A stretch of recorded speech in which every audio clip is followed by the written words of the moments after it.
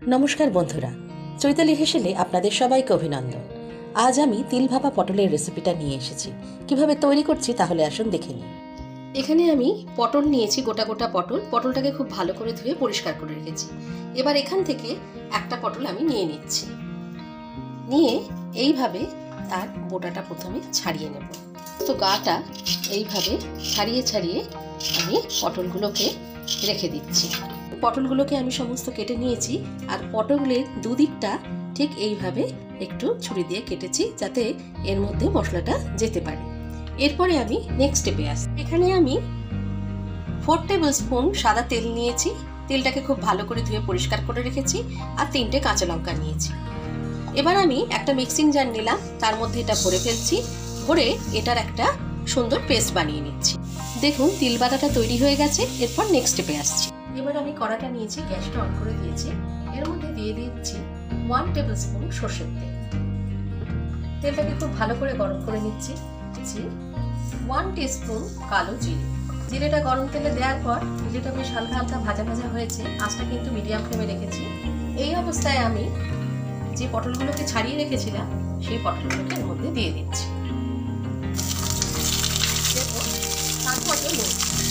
এবার পটলগুলোকে খুব ভালোভাবে ভেজে নিচ্ছি।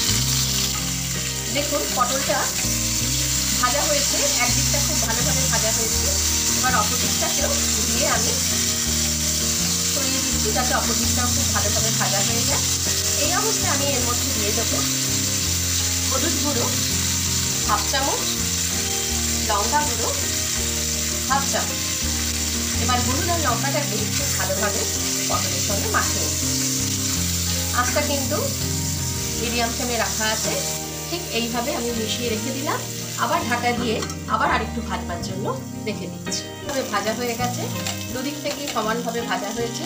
এই অবস্থায় আর কিছু করার নেই, আমি গ্যাসের সুইচটাকে বন্ধ করে দিচ্ছি আর পটলটাকে ঠান্ডা করে তারপর নেক্সট স্টেপে আসি।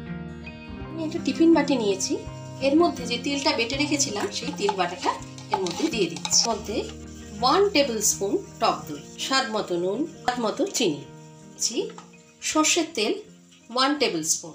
এবার সমস্ত মশলাটাকে খুব ভালোভাবে মাখিয়ে নিচ্ছি।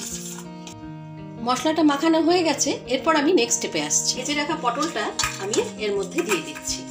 পটল দেখুন পটলটার মধ্যে মশলাটা খুব ভালোভাবে মাখানো হয়ে গেছে। এর উপরে আরেকটু আমি সর্ষের তেল দিয়ে দিলাম। এবার এর মধ্যে দিয়ে দিচ্ছি 3-4টে চেরা কাঁচা লঙ্কা।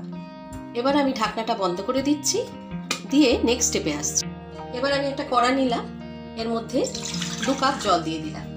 এবার কৌটোটা ঢাকনার মধ্যে বসিয়ে আমি সিম আঁচে আধ ঘন্টা ধরে ভাপিয়ে নেব। হয়ে গেছে। এবার আমি গ্যাসের সুইচটাকে বন্ধ করে দিচ্ছি আর এটাকে ঠান্ডা করার জন্য রেখে তারপরে আমি নেক্সট স্টেপে আসব। দেখলেন তো কত সহজে তৈরি হয়ে যায়। আর এই তিলের গুণাগুণ অপরিসীম, যার মধ্যে থাকে প্রচুর ম্যাগনেসিয়াম এবং পটাশিয়াম, যা হাড়কে খুব ভালো রাখতে সাহায্য করে। আমার আজকের রেসিপিটা যদি আপনাদের ভালো লাগে লাইক করবেন, শেয়ার করবেন, কমেন্ট করবেন, সাবস্ক্রাইব করতে কিন্তু ভুলবেন না। খুব ভালো থাকবেন।